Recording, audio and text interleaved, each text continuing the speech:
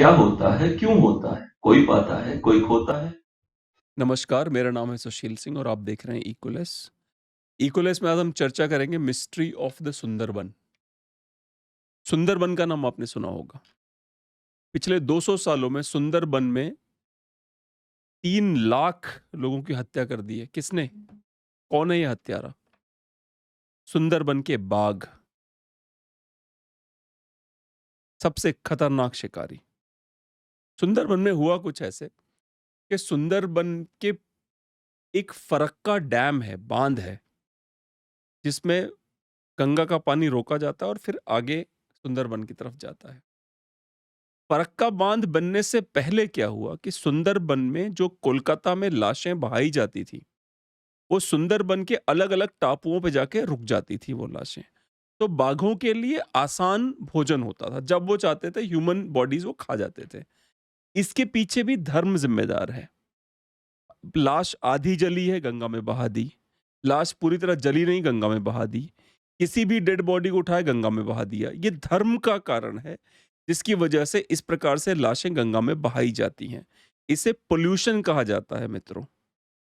इसके लिए एक सभ्य समाज में धीरे धीरे इसको कम करने की जरूरत है। तो बाघों ने क्या किया?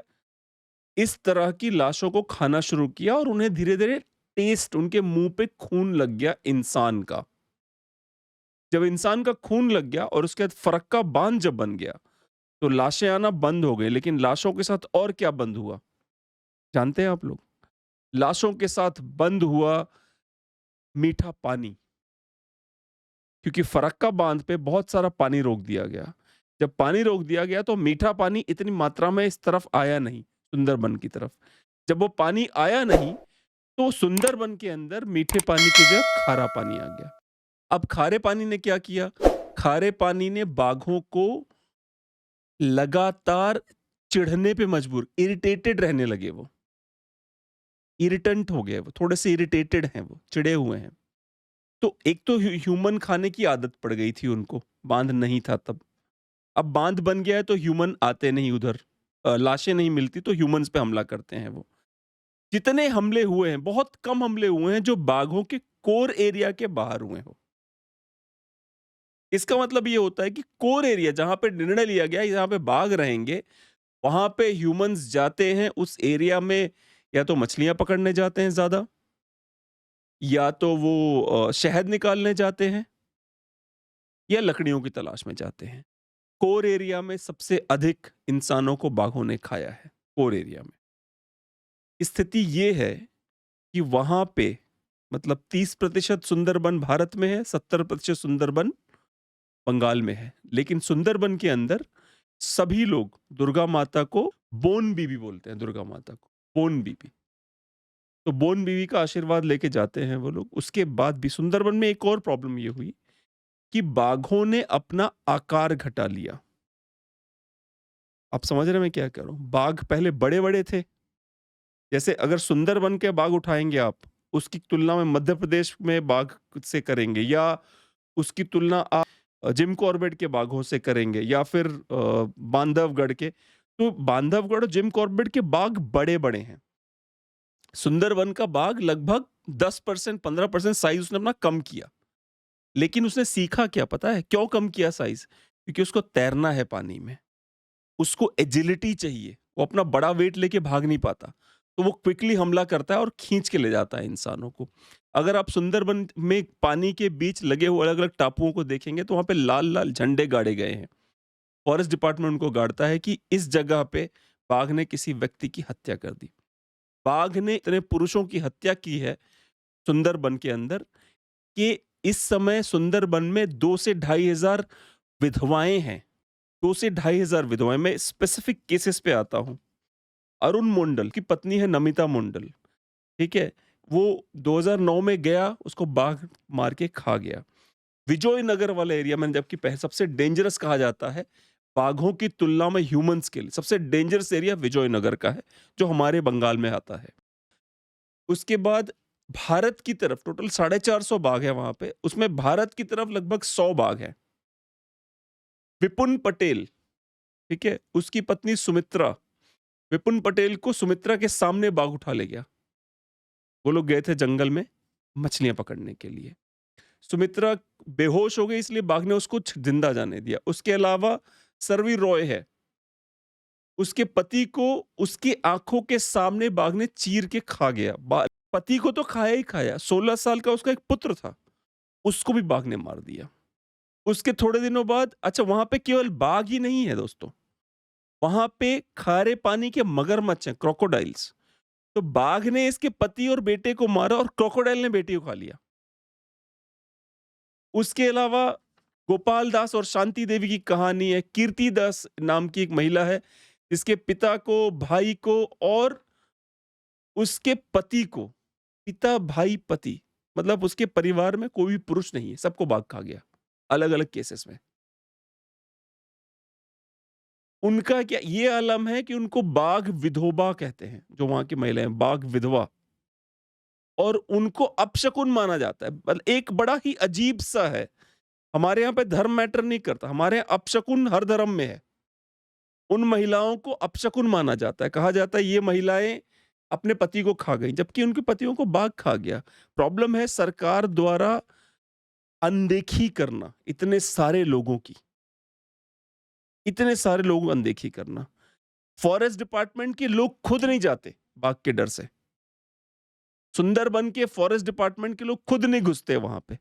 जहां ये लोग जाते हैं शहद लेने के लिए, मछलियां पकड़ने के लिए, फॉरेस्ट डिपार्टमेंट काम केवल इतना है, सुन लेना कि हमारे पति को उठा ले गया, फोन करना भैया कोई मर गया, लाश मिल गई है।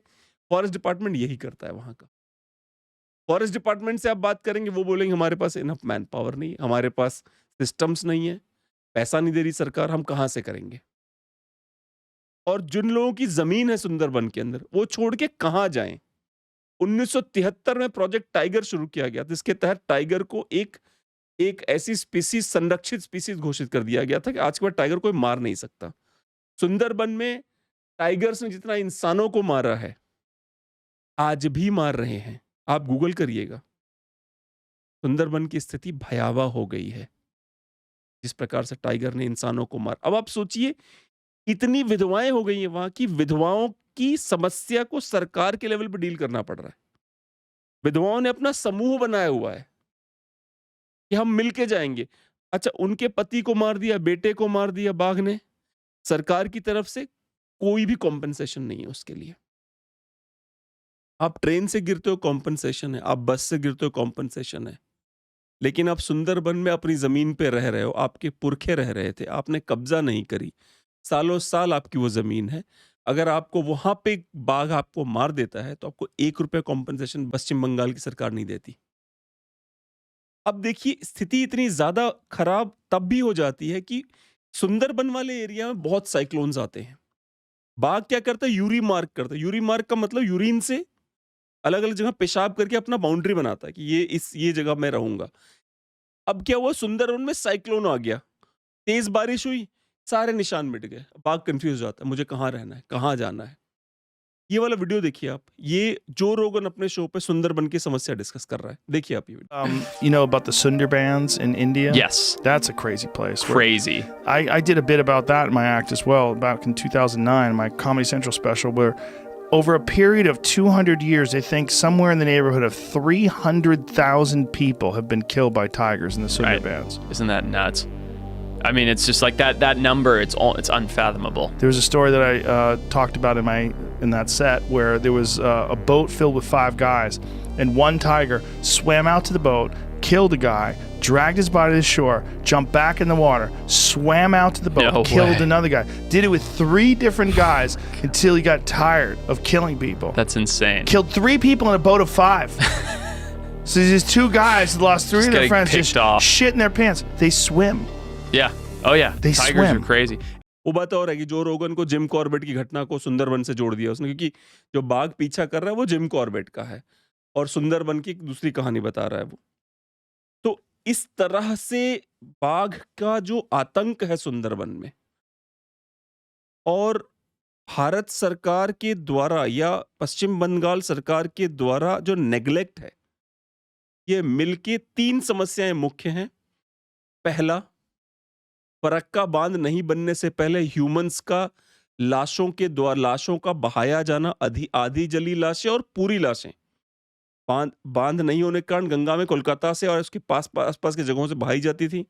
वो लाशें सुंदर बन जाती थी। वहां पे बाघ उनको खाना शुरू कर दिए थे। फिर बाघों को लगा इंसानों को खाया जा सकता है, वो मेरा शिकार है।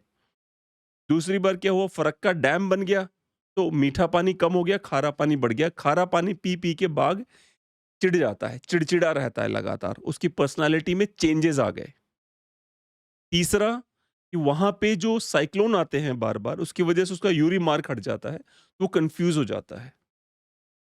बहुत ही डरावनी स्थिति है और बहुत ही मतलब मैं बता रहा हूं कि ऐसी ऐसी कहानियां पढ़ी हैं मैंने कि मेरे आंखों के सामने मेरे पति का पूरा सिर अपने मुंह में लेके चबा गया वो। इट्स लाइक कि पूरा हेड, इतना बड़ा मुंह होता है बाघ का जब खुलता है, तो पूरा हेड मुंह में लेके ऐसे दबा के खा गया वो, उसकी आंखों के सामने महिला के।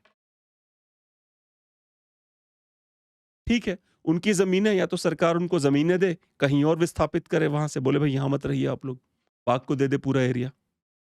और अगर नहीं है ऐसा तो कम से कम कॉम्पनसेशन तो मिले। मिस्ट्रीज में मैं आज सुंदरबन की इस बाघ वाली मिस्ट्री की चर्चा करना चाहता हूं आप लोगों से। मुझे उम्मीद है आप लोग कमेंट करके बताएंगे अगर आपको कोई कहानी पता है मिस्ट्रीज की, जो सुंदरबन की मिस्ट्रीज है। अगर आपको कोई कहानी पता है तो आप जरूर मुझे कमेंट्स में लिखिएगा। आज के लिए इतना ही। बहुत बहुत धन्यवाद। Thank you.